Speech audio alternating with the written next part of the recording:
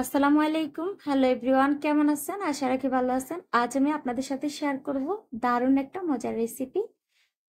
ছোট চিংড়ি দিয়ে লতি, সাথে একটা উপকরণ দিলে কিন্তু এত টেস্টি হয়, আপনারা আমার ভিডিওটি না দেখলে বুঝতে পারবেন না। তাই জানতে হলে আমার ফুল ভিডিওটি স্কিপ না করে দেখে নেবেন। আপনারা তো ছোট চিংড়ি মাছ দিয়ে লতি দিয়ে বা অন্যান্য ভাবেও খেয়েছেন, কখনো এভাবে খাননি। তার জন্য দেখতে থাকুন। প্রথমে আমি এখানে চুলাতে একটা কড়াই বসিয়ে দিলাম, দিয়ে দিলাম তেল। তেলটা গরম হয়ে গেলে আমি দিয়ে দিব এখানে লবণ, কারণ আমি লতির মধ্যে লবণ দিব না, আগে আমি লবণ দিয়ে দিয়েছি। কারণ অনেক সময় কড়াইয়ের মধ্যে বা কোনো পাতিলে আমরা তরকারি রান্না করলে কিন্তু মাছ বা লতি কোনো কিছু ভাজার সময় কিন্তু নিচে লেগে যায়, তার জন্য আমি কিন্তু লবণটা দিয়েছি। এখন আমি হালকা একটু হলুদ দিয়ে লতিগুলোকে মাছ যেভাবে ভাজে ঠিক সেভাবে আমি ভেজে নেব। প্রায় 2 থেকে 3 মিনিট ধরে আমি কিন্তু ভেজে নিয়েছি। এভাবে ভেজে নেওয়ার কারণে কিন্তু লতিগুলা খেতে অনেক মজা লাগবে। বাকি যে এক্সট্রা তেলটা আছে সেটার মধ্যে আমি আরো কিছু তেল অ্যাড করব। যতটুকু পরিমাণ আমি দিব ততটুকু আপনারা চাইলে কমিয়ে বাড়িয়ে দিতে পারেন। এখন আমি দিয়ে দিলাম এই যে হলুদ সরিষা। এখানে আমি 1 টেবিল চামচের মতো হলুদ সরিষা দিয়েছি, আর সাথে দিয়ে দিলাম পেঁয়াজ কুচি। আমি এখানে ছোট সাইজের 2টা পেঁয়াজ দিয়েছি, কারণ তরকারি রান্নার ক্ষেত্রে কিন্তু পেঁয়াজটা একটু কম লাগে। আর বলছি যে তেলটা দিব সেটা আমি এখন দিয়ে দিয়েছি। আর পেঁয়াজটাকে একটু আমি হালকাভাবে ভেজে নেব সরিষার সাথে।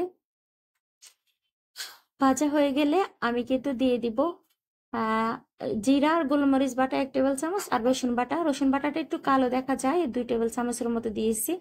আর দিয়ে দিলাম স্বাদ মতো লবণ, যেহেতু আমি আগে লবণ দিয়েছি তার জন্য এখন একটু কম দিয়েছি। আর দিয়ে দিব হলুদ গুঁড়ো, আর দিব মরিচ গুঁড়ো। আপনারা চাইলে এখানে গোটা শুকনা মরিচ বা কাঁচা মরিচটা দিতে পারেন। আর আমার কিন্তু রসুন বাটাটা একটু কালো, কারণ আমি কিন্তু জিরা বাটার পরে আবার রসুনটা বাটছি ওই বাটার মধ্যে, তার জন্য একটু কালো হয়ে গিয়েছে। এখন আমি দিয়ে দিলাম কেটে ধুয়ে রাখা ছোট যে চিংড়িগুলো আছে সেগুলো দিয়ে আমি কিছুক্ষণ মশলার মধ্যে কষিয়ে নিব পানি ছাড়া।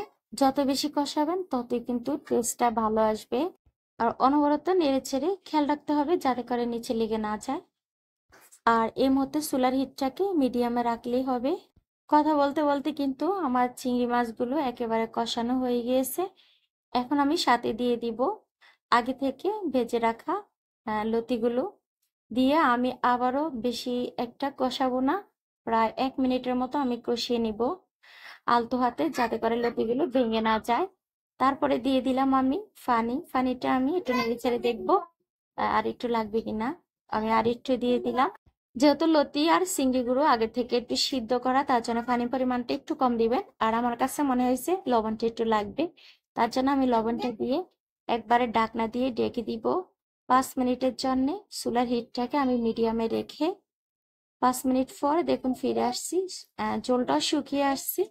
আমি বেশি একবারে শুকাবো না, আবার ঝোলও তেমন একটা রাখবো না। এই যে দেখুন আরো 2 মিনিটের মতো জাল করে নেব। এই 2 মিনিট আমি চুলার হিটটাকে একটু বাড়িয়ে দিব, যাতে করে ঝোলটা তাড়াতাড়ি শুকিয়ে যায়, সময়টাও কম লাগে রান্না হতে। এই যে রান্না হয়ে গেছে, আমি চুলাটা বন্ধ করে দিয়েছি। আমার ভিডিওটি কেমন লাগছে, ভালো লাগলে লাইক কমেন্ট শেয়ার করে দিবেন, নতুন হলে সাবস্ক্রাইব করে দেবেন। আর যদি ফেসবুক থেকে দেখেন সেক্ষেত্রে ফলো দিয়ে দিবেন, সাথে একটা লাইক দিবেন। আমাকে কেউ ফলো বা সাবস্ক্রাইব করলে আমি কিন্তু সাথে সাথে ব্যাক দিতে না পারলেও একটু পরে ব্যাক দিয়ে দেই। আর আপনারা অনেকে আছেন সাবস্ক্রাইব বা ফলো দিলে কিন্তু পরবর্তীতে কিছুক্ষণ পর বা 2-1 দিন পরে কিন্তু আনফলো বা আনসাবস্ক্রাইব করে দেন। আমার কাছে এগুলো কিন্তু মোটেই পছন্দ হয় না, ভালো লাগে না। আর বেশি কথা বাড়াবো না, এখানে বিদায় নিচ্ছি। সবাই ভালো থাকবেন, সুস্থ থাকবেন। আল্লাহ হাফিজ।